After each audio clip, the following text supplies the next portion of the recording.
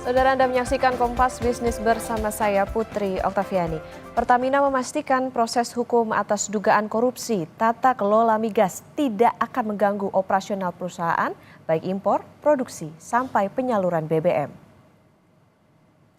Pertamina mendapat jaminan Kejaksaan Agung tidak akan ada penyegelan atau sita aset selama proses hukum berjalan.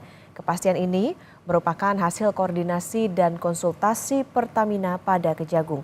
Kepastian tidak ada sita aset juga membuat Pertamina leluasa mendapatkan likuiditas dari perbankan ataupun dari kreditor lain sebagai modal kerja. Investasi berupa peningkatan produksi minyak mentah siap jual alias lifting juga berjalan seperti biasa. Kemarin juga kami konsultasi dengan Kejaksaan dan alhamdulillah mendapat support yang sangat bold, sangat confirm bahwa Kejaksaan akan menjamin keberlangsungan operasional Pertamina Group dalam hal terkait dengan penggunaan aset yang digunakan untuk menjamin kelancaran operasional di seluruh Pertamina Group. Jadi Kejaksaan tidak akan melakukan semacam penyegelan atau penyitaan aset yang digunakan untuk kelancaran operasional, distribusi dan juga pelayanan kepada masyarakat dalam konteks penyediaan energi dan juga ketahanan energi nasional, apalagi yang menyangkut objek vital nasional. Jadi ini underline dan support dari Kejaksaan betul-betul solid. Saudara, Pertamina juga berjanji memperbaiki tata kelola minyak mentah dalam negeri sebagai evaluasi atas kasus dugaan korupsi yang merugikan negara 193,7 triliun rupiah di tahun 2023. Perbaikan dan transparansi akan melibatkan BPH Migas dan Kementerian ESDM. Kita juga akan berkolaborasi dengan pihak eksternal, dalam hal ini BPH Migas, karena BPH Migas juga termasuk yang menjadi pengawas untuk kami menyalurkan atau distribusi dari bahan bakar yang PSO. Di sisi lain juga tentunya di bawah Kementerian Teknis, Kementerian SDM, kami juga terus berbenah diri dan tentunya mencari perbaikan-perbaikan atau sistem tata kelola yang tentunya harus lebih meningkat.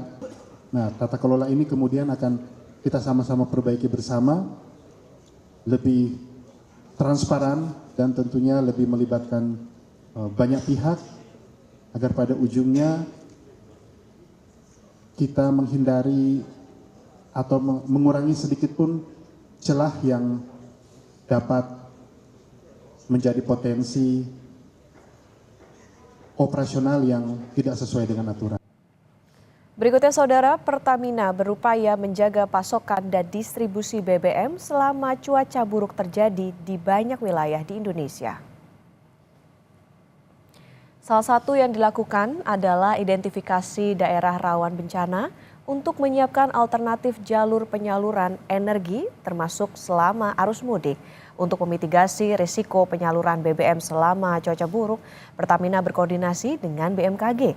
Tidak hanya itu, Pertamina juga memperkuat stok cadangan energi di daerah rawan bencana.